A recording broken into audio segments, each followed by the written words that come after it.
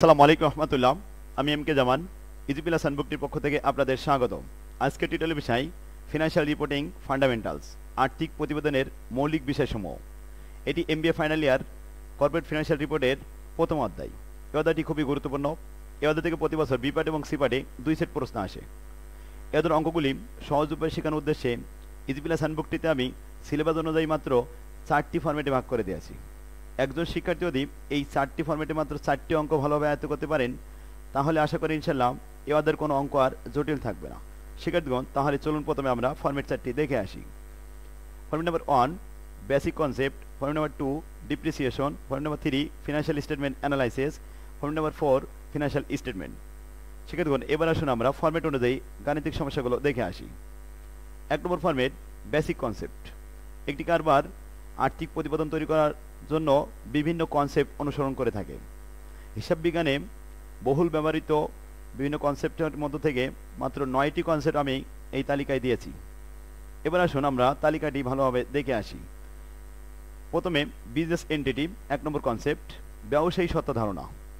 শিক্ষার্থীগণ, ব্যবসায়ী সত্তা ধারণার আওতায় সাধারণত capital investment, dividend paid, drawing, withdraw, due অর্থাৎ মূলধন বিনিয়োগ, উত্তোলন ও লভ্যাংশ প্রদান এগুলি অন্তর্ভুক্ত হয়ে থাকে। এবার আসুন 2 নম্বর কনসেপ্ট গোয়িং কনসেপ্ট অ্যাজাম্পশন, চলমান প্রতিষ্ঠান ধারণা। চলমান প্রতিষ্ঠান ধারণা কনসেপ্টের মধ্যে আওতাভুক্ত হলো depreciation, depletion, amortisation, long term loan, interest on loan এবং অ্যামোর্টাইজেশন অফ প্রিলিমিনারি এক্সপেন্স ইত্যাদি এগুলো অন্তর্ভুক্ত হয়ে থাকে। নাম্বার 3 কস্ট কনসেপ্ট অ্যাজাম্পশন, ব্যয় ধারণা নীতি। সাধারণত কারবারের যে সমস্ত সম্পত্তি ক্রয় করা হয়, এই সম্পত্তিগুলো ক্রয় মূল্যে লিপিবদ্ধ করাই হলো এই কনসেপ্টের মূলনীতি। এবার আসুন নাম্বার 4 ম্যাচিং কনসেপ্ট অ্যাজাম্পশন, হিসাবকাল শেষ হলে অ্যাডজাস্টিং বা সমন্বয় করা হয়। এই সমন্বয়ের আইটেমগুলো এই 4 নম্বর ম্যাচিং কনসেপ্টের আওতাভুক্ত, যেমন প্রিপেইড এক্সপেন্স, অ্যাক্রুড এক্সপেন্স ইত্যাদি। এবার আসুন নাম্বার 5 ফুল ডিসক্লোজার কনসেপ্ট অ্যাজাম্পশন, পূর্ণ প্রকাশকরণ নীতি। এর আওতাভুক্ত সাধারণত অ্যাকুমুলেটেড ডিপ্রিসিয়েশন এবং bank reconciliation. Number 6 monetary unit assumption, অর্থের এককে পরিমাপ ধারণা, অর্থাৎ যে সমস্ত লেনদেন সংগঠিত হয় লেনদেনগুলি দেশীয় মুদ্রায় লিপিবদ্ধ করাই হলো এই কনসেপ্টের মূল উদ্দেশ্য। এবার আসুন 7 নাম্বার রেভিনিউ রিকগনাইজেশন, রাজস্ব স্বীকৃতি নীতি। সাধারণত অ্যাক্রুড রেভিনিউগুলো এর আওতাভুক্ত হয়ে থাকে। এবার আসুন নাম্বার 8 কনজারভেটিজম প্রিন্সিপাল, রক্ষণশীলতা নীতি। এটি খুব গুরুত্বপূর্ণ, এখান থেকে প্রত্যেকবার একটা কনসেপ্ট আসে, যেমন recording closing inventory, recording provision for bad date এবং ক্লোজ অল নমিনাল অ্যাকাউন্ট, অর্থাৎ সমস্ত নামিক হিসাবগুলো হিসাব শেষে বন্ধ করা হয়, এআই কনজারভেটিজম প্রিন্সিপালের আওতাভুক্ত। Last number 9 historical cost principal, ঐতিহাসিক ব্যয় নীতি। শিক্ষার্থীগণ, সাধারণত স্থায়ী সম্পত্তি ক্রয় করলে এবং স্থায়ী সম্পত্তিগুলো যে লিপিবদ্ধ করা হয় এটা হিস্টোরিক্যাল প্রাইস অনুযায়ী লিপিবদ্ধ করা হয়। এটাই ছিল আমার হিস্টোরিক্যাল কস্ট প্রাইসের মূলনীতি। এবার আসুন আমরা 1 নম্বর ফরম্যাটের গাণিতিক সমস্যাগুলো দেখে আসি। শিক্ষার্থীগণ, 1 নম্বর ফরম্যাটের যে সমস্ত গুরুত্বপূর্ণ গাণিতিক সমস্যা ইজি প্লাস হ্যান্ডনোটে আমি এখানে 10টি অঙ্ক দিয়েছি, খুবই গুরুত্বপূর্ণ। এগুলি সবই বোর্ড প্রশ্ন এবং বোর্ড কোয়ালিটি বিভিন্ন টেস্ট পরীক্ষা আসছে। এখানে ইজি প্লাস হ্যান্ডনোটটি সংগ্রহ করে আপনারা এগুলো প্র্যাকটিস করবেন। আশা করি এখান থেকে প্রত্যেক বছর একটা অঙ্ক থাকবে। যেমন প্রথমে প্রবলেম নম্বর 1, এটি 2014 সালে ন্যাশনাল ইউনিভার্সিটি এসেছিল। অঙ্কটি আমরা ভালোভাবে পড়ে নিই। প্রশ্ন বলা হচ্ছে the following information are available of a limited on December 31, 2015 সাল। নিচে রিকোয়ারমেন্টে বলা হচ্ছে mention different assumption be use to record the transaction, যে উপরে ট্রানজাকশনগুলো কোন অ্যাজাম্পশন অনুযায়ী লিপিবদ্ধ হয়েছে সেগুলো আমাদেরকে মেনশন করতে হবে। তাহলে আসুন 4টি কনসেপ্ট এখানে দেওয়া হয়েছে, লেনদেন দেওয়া হয়েছে। এই 4টি আইটেম লিখতে পারলে 4 মার্ক। 1 নম্বর বলা হচ্ছে ইন্ট্রোডিউসড ক্যাপিটাল ফর টাকা 75,000, 75,000 টাকা বিনিয়োগ করা হলো মূলধন স্বরূপ। এটি বিজনেস এন্টিটি ব্যবসায়ী ধারণার আওতাভুক্ত, শুধু আমাদের লিখে দিতে হবে বিজনেস এন্টিটি। এই 2 নম্বর আসুন পারচেস এ মেশিন ফর টাকা 25,000 and charge depreciation at the rate of 10% পার অ্যানাম, বাৎসরিক 10% অবস্থায় ধার্য করতে হয়। শিক্ষার্থীগণ, অবস্থায় ধার্য করতে হয় ডিপ্রিসিয়েশন, এটা আমাদের গোয়িং কনসেপ্টের আওতাভুক্ত। যদি অবস্থায় দেওয়া না থাকতো, শুধুমাত্র থাকতো পারচেস অফ মেশিন ফর টাকা 25,000, তাহলে এটি কস্ট কনসেপ্টের আওতাভুক্ত হতো। এবার আসুন নাম্বার 3, ব্রো টাকা 40,000 from a bank for 10 years. Long term loan নেওয়া হয়েছে। এই লং টার্ম লোন এটা গোয়িং কনসেপ্টের আওতাভুক্ত, তাহলে আমরা এটি লিখে দিলাম going concept assumption. Number 4, ডিক্লেয়ারেড dividend, লভ্যাংশ ঘোষণা করা হয়েছে 5,000 টাকা। আমরা পূর্বে শিখেছি যে ডিভিডেন্ড, উত্তোলন, লভ্যাংশ প্রদান করা, উত্তোলন করা এবং মূলধন বিনিয়োগ করা এগুলি সবই বিজনেস এন্টিটির আওতাভুক্ত, তাই 4 নম্বরটা আমাদের বিজনেস এন্টিটি লিখে দেওয়া হলো। ঠিক আছে, দেখুন আশা করি আপনারা খুব ভালোভাবে বুঝতে পারছেন। এই অধ্যায়টি খুবই সহজ। এখানে আমি 10টি অঙ্ক দিয়েছি, আপনারা প্রত্যেকটা অঙ্ক একইভাবে দেখবেন। পরবর্তীতে এডিইউ অ্যাফিলিয়েট অফ ঢাকা ইউনিভার্সিটি 7 কলেজে 14 সালে এটাও এসেছিল, দেখুন একই রকম অঙ্ক। প্রশ্নটি বলা হচ্ছে which concept R associated two account for the following transaction. এখন নিচের এই ট্রানজ্যাকশনগুলো কোন কনসেপ্ট অনুযায়ী লিপিবদ্ধ হবে সেটি আমাদের দেখাতে হবে। তাহলে এখানে আছে ABCD, চারটা লেনদেন দেওয়া আছে, এতে 4 মার্ক। প্রথম এই নম্বর বলা হচ্ছে introduce taka 10,000 in business by owner as capital, মালিক মূলধন স্বরূপ 10,000 টাকা বিনিয়োগ করেছে, তাহলে এটা বিজনেস এন্টিটি। এবার আসুন উইথড্র, উত্তোলন করেছে 1,000 টাকা ফ্রম বিজনেস বাই ওনার, মালিক কর্তৃক উত্তোলন করা হয়েছে। তো আমরা পূর্বে শিখেছি যে বিজনেস এন্টিটির আওতায় সাধারণত থাকে মূলধন বিনিয়োগ, উত্তোলন এবং লভ্যাংশ প্রদান ইত্যাদি এগুলি, তাহলে 2 নম্বরটাও বিজনেস এন্টিটি। আশা করি আপনারা বুঝতে পারছেন। এবার নাম্বার 3 দেখি। সি নাম্বার বলছে ব্রো ধার করা হয়েছিল 20,000 টাকা by signing A note payable for 10 years, 10 বছরের জন্য লং টার্ম একটা লোন নেওয়া হয়েছিল। লং টার্ম লোন, ইন্টারেস্ট এগুলো সবই গোয়িং কনসেপ্ট। এবার আসুন number D, acquisition of A furniture, এটা স্থায়ী সম্পত্তি ক্রয় করা হয়েছে ফর টাকা 2.5 লক্ষ, on which depreciation to be charge 10%। Depreciation না বললে এটি কস্ট কনসেপ্ট হিসেবে আমরা লিপিবদ্ধ করতে পারতাম, কিন্তু ডিপ্রিসিয়েশন বলার কারণে এটি গোয়িং কনসেপ্ট হয়ে গেল। শিক্ষার্থীগণ আশা করি আপনারা বুঝতে পারছেন। ঠিক এভাবে আরেকটা প্রশ্ন দেখি, 3 নম্বর প্রবলেম, এটিও এডিওতে আসছে 7 কলেজে 14 সালে এই অঙ্কটি দেওয়া হয়েছিল, তবে এটা 10 মার্কের দেওয়া হয়েছিল। অঙ্কটি একটু বড় বলে এখানে 10 মার্ক দেওয়া হয়েছে। শিক্ষার্থীগণ প্রশ্নটি বলা হচ্ছে SP corporation is preparing it's the December 31, 2012 সাল ব্যালেন্স শিট। 12 সালে ব্যালেন্স শিটে ইনফরমেশন দেওয়া হলো the following item may be reported as either A current or long term liability. এর মধ্যে কোন আইটেমটি কারেন্ট লাইবিলিটি আর কোনগুলো লং টার্ম লাইবিলিটি, এটি আমাদেরকে ফাইন্ড আউট করে লিপিবদ্ধ করতে হবে। তাহলে আসুন প্রথমে আমরা 1 নম্বর দেখি। এখানে 3টি লেনদেন দেওয়া হয়েছে।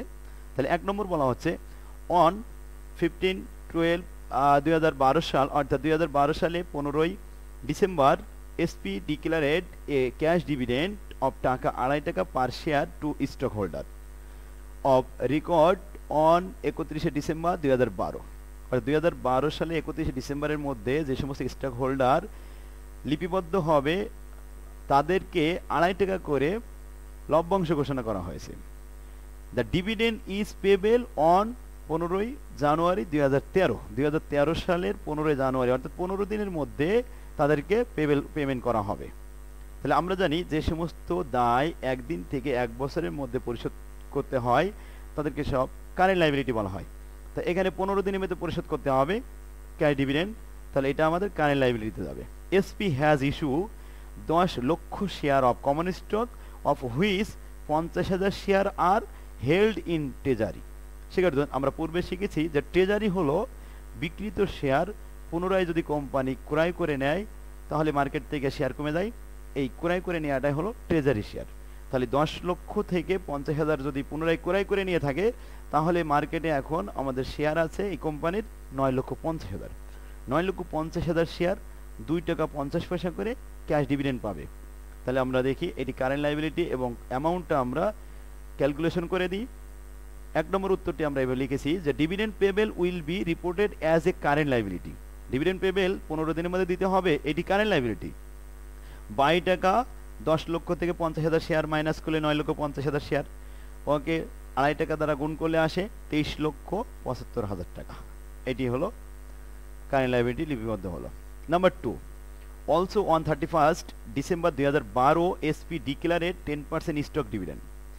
শেয়ার লভ্যাংশ প্রদান করা হয়েছে to stock holders recorded on 15/1/2013। অর্থাৎ স্টক ডিভিডেন্ড দেওয়া হবে শেয়ার হোল্ডারদেরকে জানুয়ারি মাসের 15 তারিখের মধ্যে। Dividend will be distributed on 31 January 2013। It's common stock has a par value of 10 টাকা per share and market value of টাকা 38 পার শেয়ার। সেখানে বর্তমানে মার্কেটে এই কমন শেয়ারের দাম 38 টাকা, যার ফেস ভ্যালু, যার লিখিত মূল্য প্রকৃতপক্ষে অরিজিনাল দাম 10 টাকা। কিন্তু স্টক ডিভিডেন্ড এটি শেয়ার লভ্যাংশ। শেয়ার লভ্যাংশ কখনো কারেন্ট লাইবিলিটি বা লং টার্ম লাইবিলিটি হয় না, এটা মালিকানার সত্ত্ব। আর মালিকানার সত্ত্ব হিসেবে কখনো কারেন্ট লাইবিলিটি বা লং টার্ম লাইবিলিটি লিপিবদ্ধ করা যাবে না। তাহলে আসুন আমরা 2 নম্বর উত্তরটা কি হবে লিখেছি। No amount are reported as a current or long term liability. এর মধ্যে কারেন্ট এবং লং টার্ম লাইবিলিটিতে কোনো অ্যামাউন্ট লিপিবদ্ধ হবে না, এবং stock dividend distributable are reported in the stock holder equity section. অর্থাৎ এটা হলো মালিকানা সত্ত্বর অংশ, এটা কখনো লাইবিলিটি হিসেবে দেখানো যাবে না, লং টার্মও নয়, কারেন্ট লাইবিলিটিও নয়। এবার আসুন, আশা করি বুঝতে পারছেন। Number 3, at 31 December 2012 bond payable of টাকা 10 কোটি আর আউটস্ট্যান্ডিং। বাইরের 10 কোটি বন্ড পেবেল দায়ী ছিল। The bond payable 12% interest every September, আর বন্ড পেবেল সুদ প্রদান করা হয় প্রতি সেপ্টেম্বরে 30 তারিখে। And maturity in installment of 2,50,00,000 টাকা এভরি সেপ্টেম্বর 30। প্রতি সেপ্টেম্বরের 30 তারিখে কিস্তি প্রদান করা হয় মূল টাকা 2.5 কোটি টাকা। বিগিনিং সেপ্টেম্বর 30, 2013 থেকে শুরু হবে। যেহেতু 12 সালের লেনদেন, 13 সালে আমাদের কিস্তি পরিশোধ হবে মূল টাকা 2.5 কোটি, এবং ওর উপরে আমাদের সুদ প্রদান করতে হবে 12% হারে। তাহলে আসুন এটি আমাদের লিপিবদ্ধ করতে হবে। কি হবে? যে প্রথমে বন্ড পেবেল 2.5 কোটি টাকা, এটা দিতে হবে সেপ্টেম্বরে, আর ইন্টারেস্ট পেবেল করতে হবে 10 কোটির উপরে 12%। এবং দেখুন সেপ্টেম্বরের পরে ডিসেম্বরে 31 তারিখ আসতে মাত্র 3 মাস, অর্থাৎ সেপ্টেম্বরের 30 তারিখে যদি পার হয় তাহলে অক্টোবর, নভেম্বর, ডিসেম্বর, এই 3 মাসের সুদ বকেয়া থাকবে। তাহলে 3 মাসের সুদ কত হবে? 30 লক্ষ টাকা। 30 লক্ষ টাকা will be reported as a current liability, এটা কারেন্ট লাইবিলিটি হিসেবে আসবে। আর বন্ড পেবেল 7,50,00,000 টাকা will be reported as a long term liability. অর্থাৎ আমাদের এই বছরে প্রদান করতে হবে 1 বছরের মধ্যে 2,50,00,000 টাকা মূল টাকা, আর 30 লক্ষ টাকা সুদের টাকা। সুদের টাকা প্রদান করতে হবে 30 লক্ষ, মূল টাকা দিতে হবে 2,50,00,000 দেওয়ার পরে মূল টাকা আর অবশিষ্ট থাকবে 7,50,00,000, যেটি 1 বছরের পরবর্তী সময় অর্থাৎ দ্বিতীয় বছরে যাই দিতে হবে, তৃতীয় বছরে যাই দিতে হবে, অর্থাৎ ওগুলি লং টার্ম হিসেবে লিপিবদ্ধ হবে। আশা করি আপনারা বুঝতে পারছেন। 3টি লেনদেন, এই 3টি লেনদেন লিপিবদ্ধ করলে এখানে আমাদের 10 মার্ক আসবে। শিক্ষার্থীগণ, তাহলে আমরা 3 নম্বর প্রবলেমটি দেখলাম। এবার আসুন 4 নম্বর প্রবলেম। 4 নম্বর প্রবলেম 2016 সালে আসছে। একইভাবে এই ফরম্যাটে অঙ্কগুলো, এখানে 10টি অঙ্ক দিয়েছি। 10টি অঙ্ক খুবই গুরুত্বপূর্ণ, আর সব অঙ্কগুলি একই ধাঁচের, একই রকম। যেহেতু এই অধ্যায়ের অঙ্কগুলি আমরা 4টি ফরম্যাটে ভাগ করেছি শিক্ষার্থীগণ, তাহলে দেখবেন যে প্রত্যেকটা ফরম্যাটের অঙ্ক, একই জাতীয় অঙ্কগুলো এক জায়গায় করা আছে। আপনাদের ইজি প্লাস হ্যান্ডনোটটা কিনে প্র্যাকটিস করবেন, খুবই সহজে আপনারা এই অঙ্কগুলো ধরতে পারবেন। The following information of mister Rahman are available for the year ended 31 December 2017। এখানে তো 4টি লেনদেন দেওয়া হয়েছে। হি drew 5,000 taka from business for personal use. শিক্ষার্থীগণ, এর উত্তোলন করেছে, তা উত্তোলন বিজনেস এন্টিটি, তাই প্রথম 1 নম্বরটা বিজনেস এন্টিটি আওতাভুক্ত। 2 নম্বর বলছে পেইড প্রিলিমিনারি এক্সপেন্স 20,000 টাকা। দ্য প্রিলিমিনারি এক্সপেন্সেস, এটি গোয়িং এর অন্তর্ভুক্ত, দ্য গোয়িং কনসেপ্ট অ্যাজাম্পশন। 3 নম্বর বলা হচ্ছে হি ব্রো 50,000 টাকা from bank for 10 years long term. Long term loan একটা গোয়িং কনসেপ্টের আওতাভুক্ত। Number 4, close all nominal account. আমরা পূর্বে শিখেছি নমিনাল অ্যাকাউন্টগুলো সবই কনজারভেটিজম প্রিন্সিপালের আওতাভুক্ত, তাহলে এটা কনজারভেটিজম প্রিন্সিপাল। শিক্ষার্থীগণ, আশা করি আপনারা বুঝতে পারছেন। তাহলে এর পরবর্তী অঙ্কগুলো আপনারা দেখবেন, এখানে 10টি অঙ্ক আছে। 10টি অঙ্ক এটা প্র্যাকটিস করলে 1 নম্বর ফরম্যাটের অঙ্ক আপনারা খুব সহজে আয়ত্ত করতে পারবেন। আজকের ক্লাস আমাদের এখানে শেষ হবে। আগামী ক্লাসে আমরা 2 নম্বর এবং 3 নম্বর ফরম্যাটটা দেখব। আগামী ক্লাস দেখার জন্য আপনাদের আহ্বান রইল। আল্লাহ হাফেজ। আসসালামু আলাইকুম রহমতুল্লাহ।